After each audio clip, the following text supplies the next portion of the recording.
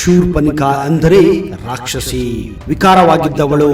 ಅವಳು ತುಂಬಾ ಕಪ್ಪು ಮತ್ತು ಕೊಳಕು ಎಂದು ಅಂದುಕೊಂಡವರೇ ಹೆಚ್ಚು. ಆದರೆ ನಿಜವಾಗಿ ಶೂರ್ಪನಿಖ ಬಹಳ ಸುಂದರಿಯಾಗಿದ್ದಳು. ತೆಳುಕಾಯದ ಕಂದು ಬಣ್ಣದ ಕಣ್ಣಿನ ದಟ್ಟ ಕಪ್ಪು ಕೂದಲಿನ ಇಂಪಾದ ದನಿಯ ಶೂರ್ಪನಖಿ ಎಂದೇ ಮಹಾಕಾವ್ಯದಲ್ಲಿಯೇ ವರ್ಣಿಸಲಾಗಿದೆ. ಅವಳು ಹಿಂದಿನ ಜನ್ಮದಲ್ಲಿ ಒಬ್ಬ ಸುಂದರ ಅಪ್ಸರೆಯಾಗಿದ್ದಳು. ಅವಳು ಸೀತೆಗಿಂತ ಸುಂದರವಾಗಿದ್ದಳು ಎನ್ನುವ ನಂಬಿಕೆ ಇದೆ. ಆದರೆ ಶೂರ್ಪನಖಿಗೆ ರಾಮನ ಪರಿಚಯವಾದಾಗ ಆಗಲೇ ಅವಳು ಮಧ್ಯ ವಯಸ್ಕದ ಮಹಿಳೆಯಾಗಿದ್ದಳು. ಶೂರ್ಪನಖಿಯ ಮೂಗನ್ನ ಲಕ್ಷ್ಮಣ ಕತ್ತರಿಸಿದ್ದು ಎಲ್ಲರಿಗೂ ಗೊತ್ತಿರುವ ವಿಷಯ. ನಿಜ ಹೇಳಬೇಕೆಂದರೆ ಶೂರ್ಪನಖಿ ರಾವಣನ ತಂಗಿಯಾಗಿದ್ದರೂ ಅವಳು ಅವನ ಮೇಲೆ ಸೇಡು ತೀರಿಸುವ ಸಲುವಾಗಿ ಏನೆಲ್ಲ ಮಾಡಿದಳು ಅನ್ನುವ ವಿಷಯ ಎಷ್ಟೋ ಜನಕ್ಕೆ ಗೊತ್ತೇ ಇಲ್ಲ. ಹೆಣ್ಣು ತನ್ನ ಸೇಡಿನಿಗೋಸ್ಕರ ಏನೆಲ್ಲ ಮಾಡಬಲ್ಲಳು ಅನ್ನುವುದಕ್ಕೆ ಈ ಸುಂದರ ಶೂರ್ಪನಖಿಯ ಒಂದು ವೃತ್ತಾಂತವೇ ಸಾಕ್ಷಿಯಾಗಿದೆ. ಹೌದು, ಶೂರ್ಪನಖಿಯ ಬಗ್ಗೆ ತಿಳಿದುಕೊಳ್ಳಲು ಇಂತಹ ಸಾಕಷ್ಟು ವಿಚಾರಗಳಿವೆ. ಅವುಗಳು ಯಾವುವು? ಯಾಕೆ ಅವಳು ಶಿವನನ್ನ ಒಂದು ಕಲ್ಲಿನ ಬಂಡೆಯಲ್ಲಿ ಸೆರೆ ಮಾಡಿ ಇಟ್ಟಿದ್ದಳು ಅನ್ನುವ ವಿಷಯ ಎಷ್ಟು ಜನಕ್ಕೆ ಗೊತ್ತೇ ಇಲ್ಲ. ಹೌದು, ಅಷ್ಟೊಂದು ಶಕ್ತಿಶಾಲಿಯಾಗಿದ್ದಳು ಈ ಶೂರ್ಪನಖಿ. ಹಾಗಾದರೆ ಬನ್ನಿ, ಅವಳ ಬಗ್ಗೆ ಗೊತ್ತಿರದ ಹಲವಾರು ಬೆಚ್ಚಿ ಬೀಳಿಸುವ ಮಾಹಿತಿಯನ್ನ ಇವತ್ತಿನ ಈ ವಿಡಿಯೋದಲ್ಲಿ ನಿಮಗೆ ಕೊಡ್ತಾ ಇದ್ದೀನಿ. ಅದಕ್ಕಿಂತ ಮೊದಲು ನೀವು ನಮ್ಮ ಚಾನಲ್ಗೆ ಹೊಸಬರಾಗಿದ್ದರೆ ದಯವಿಟ್ಟು ಈಗಲೇ ಸಬ್ಸ್ಕ್ರೈಬ್ ಮಾಡಿ, ಜೊತೆಗೆ ಬೆಲ್ ಐಕನ್ ಕೂಡ ಪ್ರೆಸ್ ಮಾಡಿ.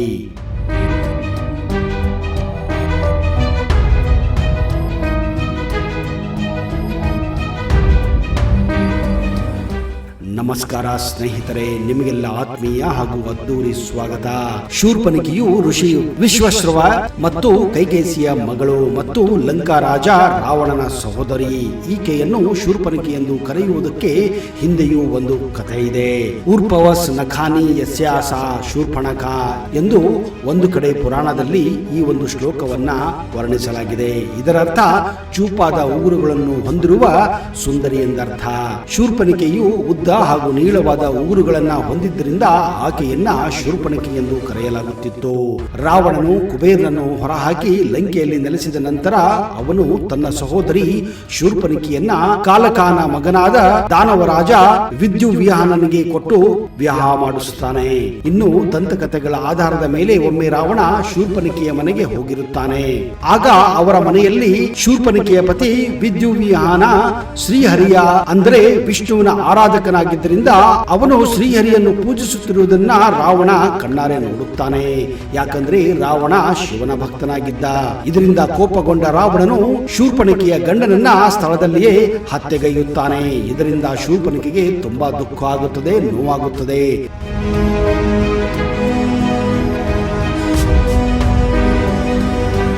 ಇದೇ ಕಾರಣ ನನ್ನಿಂದಲೇ ನೀನು ಸರ್ವನಾಶನಾಗುತ್ತೀಯ ಎಂದು ಅವನ ಅಣ್ಣ ಅಂದ್ರೆ ರಾವಣನನ್ನ ಶಪಿಸುತ್ತಾಳೆ. ರಾವಣ ಅವಳನ್ನು ಸಮಾಧಾನ ಪಡಿಸಿ ತನ್ನ ಸಹೋದರ ಖಾರನೊಂದಿಗೆ ವಾಸಿಸಲು ಒಂದು ದಂಡಾಕಾರಣದಲ್ಲಿ ಇರುವಂತೆ ಕಳಿಸಿಕೊಡುತ್ತಾನೆ. ಮುಂದೆ ಶ್ರೀರಾಮನು 14 ವರ್ಷ ವನವಾಸದ ಸಲುವಾಗಿ ಅದೇ ದಂಡಾಕಾರಣದಲ್ಲಿ ಅಲೆದಾಡುತ್ತಿರುತ್ತಾನೆ. ಹೀಗಿರುವಾಗ ಶ್ರೀರಾಮ ದಂಡಾಕಾರಣದಲ್ಲಿ ತನ್ನ ವನವಾಸದ ದಿನಗಳನ್ನು ಕಳೆಯುತ್ತಿರುವಾಗ ಶೂರ್ಪನಖಿಯು ರಾಮನನ್ನು ಕಂಡು ವ್ಯಾಮೋಹಗೊಳ್ಳುತ್ತಾಳೆ. ಆತನನ್ನು ಒಲಿಸುವ ಸಲುವಾಗಿ ತನ್ನ ಪರಿಚಯವನ್ನ ರಾಮನಿಗೆ ಮಾಡಿಕೊಂಡು ತಾನು ವಿಶ್ವಶ್ರವನ ಮಗನಾದ ಬಲಿಷ್ಠ ರಾವಣನ ಸಹೋದರಿ ಎನ್ನುತ್ತಾಳೆ. ನಾನು ನಿನ್ನನ್ನು ಮದುವೆಯಾಗಬೇಕೆಂದಿದ್ದೇನೆ ಎಂದು ತನ್ನ ಆಸೆಯನ್ನ ಶೂರ್ಪನಖಿ ರಾಮನ ಮುಂದೆ ಹೇಳುತ್ತಾಳೆ. ಇದನ್ನು ಕೇಳಿದ ಶ್ರೀರಾಮ ಮಗುಳ್ನಗುತ್ತಾನೆ. ನನಗೆ ಈಗಾಗಲೇ ಮದುವೆಯಾಗಿದೆ, ನೀನು ಬೇಕಾದ್ರೆ ನನ್ನ ಸಹೋದರ ಲಕ್ಷ್ಮಣನನ್ನು ವಿವಾಹವೆಂದು ಹೇಳುತ್ತಾನೆ. ಶೂರ್ಪನಖಿ ಲಕ್ಷ್ಮಣನಿಗೆ ಮದುವೆಯ ಪ್ರಸ್ತಾಪವನ್ನು ಮಾಡಿದಾಗ ಲಕ್ಷ್ಮಣ ಅದನ್ನು ತಿರಸ್ಕರಿಸಿ ಅವಳನ್ನು ರಾಮನ ಬಳಿಗೆ ಕಳಿಸುತ್ತಾನೆ. ಇದನ್ನು ಕೇಳಿ ಸಿಟ್ಟಿಗೆದ್ದ ಆಕೆ, ಈಗ ನಾನು ನಿನ್ನ ಪ್ರೀತಿಯ ಮಡದಿ ಸೀತೆಯನ್ನು ತಿಂದರೆ ನೀನು ನನ್ನನ್ನು ವಿವಾಹವಾಗಬಹುದೆಂದು ಹೇಳಿ ಅವಳು ಸೀತೆಯ ಕಡೆಗೆ ಧಾವಿಸುತ್ತಾಳೆ.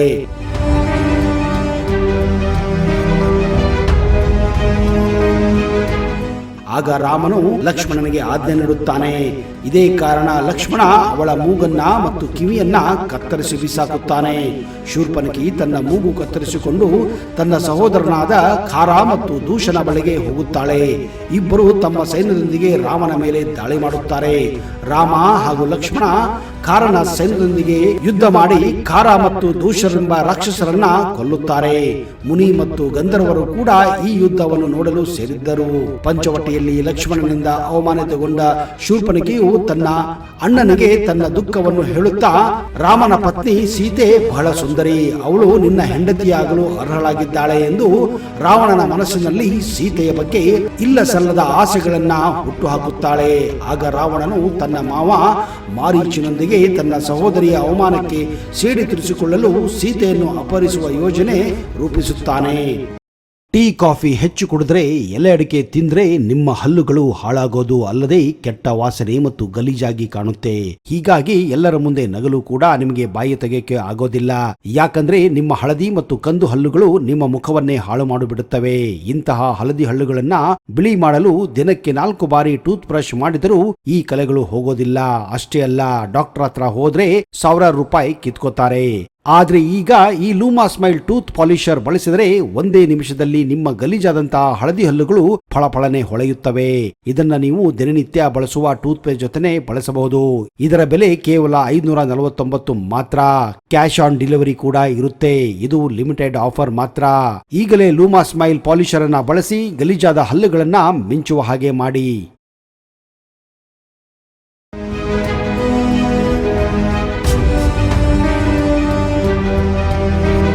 ಶೂರ್ಪನಖಿಯು ತನ್ನ ಹಿಂದಿನ ಜನ್ಮದಲ್ಲಿ ಇಂದ್ರಲೋಕದ ನಯನತಾರ ಎಂಬ ಅಪ್ಸರೆಯಾಗಿದ್ದಳು ಎಂದು ಪುರಾಣಗಳಲ್ಲಿ ಉಲ್ಲೇಖ ಮಾಡಲಾಗಿದೆ.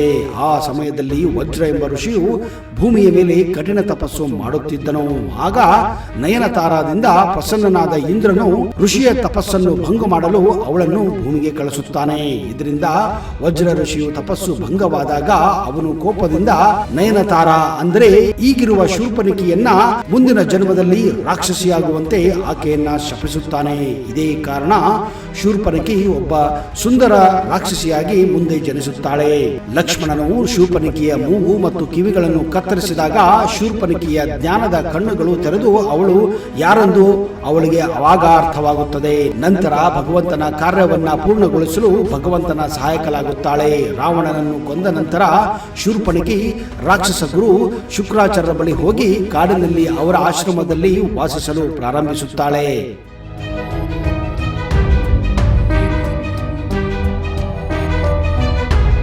ಶೂರ್ಪನಖಿ ಶಿವನನ್ನು ಪೂಜಿಸಿದ ನಂತರ ಶಿವನು ಶೂರ್ಪನಖಿಯ ಮುಂದೆ ಪ್ರತ್ಯಕ್ಷನಾಗುತ್ತಾನೆ ಮತ್ತು 28ನೇ ದ್ವಾಪರ ಯುಗದಲ್ಲಿ ಶ್ರೀರಾಮನು ಕೃಷ್ಣ ಅವತಾರವನ್ನು ತೆಗೆದುಕೊಳ್ಳುವಾಗ ಕೃಷ್ಣನಿಂದ ಪತಿ ಸುಖವನ್ನು ಪಡೆಯುತ್ತೀರಿ ಎಂಬ ವರವನ್ನು ನೀಡುತ್ತಾನೆ ಎಂದು ದಂತಕಥೆಯಲ್ಲಿ ಬರೆಯಲಾಗಿದೆ. ಬ್ರಹ್ಮ ಪುರಾಣದ ಪ್ರಕಾರ ಮುಂದಿನ ಜನ್ಮದಲ್ಲಿ ರಾಮನನ್ನು ತನ್ನ ಪತಿಯಾಗಿ ಪಡೆಯಲು ಶೂರ್ಪನಖ ಪ್ರಾರ್ಥನೆಯನ್ನು ಸಲ್ಲಿಸಿ ಶಿವನಲ್ಲಿ ತಪಸ್ಸು ಮಾಡುತ್ತಾಳೆ. ತನ್ನ ತಪಸ್ಸಿನ ಶಕ್ತಿಯಿಂದ ಅವಳು ಶಿವನನ್ನೇ ಒಂದು ಕಲ್ಲಿನಲ್ಲಿ ಬಂದಿಯಾಗಿರಿಸಿದ್ದಳು ಎಂದು ಹೇಳಲಾಗುತ್ತಿದೆ. ಎಲ್ಲಿಯವರೆಗೆ ತನಗೆ ವರವನ್ನು ನೀಡುವುದಿಲ್ಲವೋ ಅಲ್ಲಿಯವರೆಗೆ ತನ್ನ ಸೆರೆಯಲ್ಲಿ ಶಿವನನ್ನೇ ಅವಳು ಇಟ್ಟುಕೊಂಡಿದ್ದಳು ಎಂದು ಪುರಾಣಗಳು ಸಾರುತ್ತವೆ. ಮುಂದೆ ಶಿವನು ಅವಳ ಆಸೆಯನ್ನು ಪೂರೈಸುತ್ತಾನೆ ಹಾಗೂ ಅವಳು ಕೇಳಿದ ವರವನ್ನು ಕೂಡ ದಯಪಾಲಿಸುತ್ತಾನೆ. ಹೀಗಾಗಿ ನಂತರ ಶೂರ್ಪನಖಿ ಕುಬ್ಜ ಆಗಿ ಪುನರ್ಜನ್ಮವನ್ನ ಪಡೆಯುತ್ತಾಳೆ. ಅವಳು ಕೃಷ್ಣನ ಬಗ್ಗೆ ಪ್ರಾಮಾಣಿಕ ಭಕ್ತಿ ಹೊಂದಿದ್ದಳು ಮತ್ತು ಕೃಷ್ಣನ 1608 ಪತ್ನಿಯರಲ್ಲಿ ಒಬ್ಬ ಗೋಪಿಕೆಯಾಗಿ ಜನ್ಮ ತಾಳುತ್ತಾಳೆ. ಆಗ ಶ್ರೀಕೃಷ್ಣನು ಅವಳ ಗೋನನ್ನು ಸರಿಪಡಿಸಿ ನಯನತಾರ ಅಪ್ಸರೆಯ ಆಕರ್ಷಕ ರೂಪವನ್ನ ನೀಡುತ್ತಾನೆ ಎಂದು ಪುರಾಣಗಳು ಈ ರೀತಿಯಾಗಿ ಸಾರುತ್ತವೆ. ನೋಡಿದಿರಾ, ಆ ಮಹಾದೇವ ಶಿವನನ್ನೇ ಇವಳು ತನ್ನ ತಪಸ್ಸಿನ ಶಕ್ತಿಯಿಂದ ಒಂದು ಕಲ್ಲಿನ ಬಂಡೆಯಲ್ಲಿ ಸೆರೆ ಇಟ್ಟಿದ್ದಳು ಎಂದರೆ ಇವಳೆಷ್ಟು ಶಕ್ತಿವಂತಳೆಯಾಗಿದ್ದಳು ಎಂದು. ಹೌದು, ನೀವು ತಿಳಿದ ಹಾಗೆ ಶೂರ್ಪನಖ ಕೇವಲ ಒಬ್ಬ ರಾಕ್ಷಸಿಯಾಗಿರಲಿಲ್ಲ, ಅವಳು ಒಬ್ಬ ಸುಂದರ ಅಪ್ಸರೆಯಾಗಿದ್ದಳು ಎನ್ನುವ ಮಾಹಿತಿ ಈ ಮೂಲಕ ನಮಗೆ ತಿಳಿದು ಬರುತ್ತದೆ.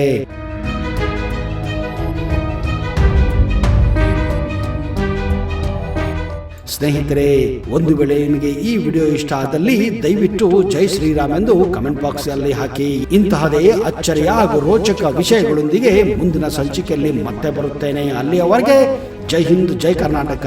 ನಿಮಗೆಲ್ಲ ಶುಭವಾಗಲಿ.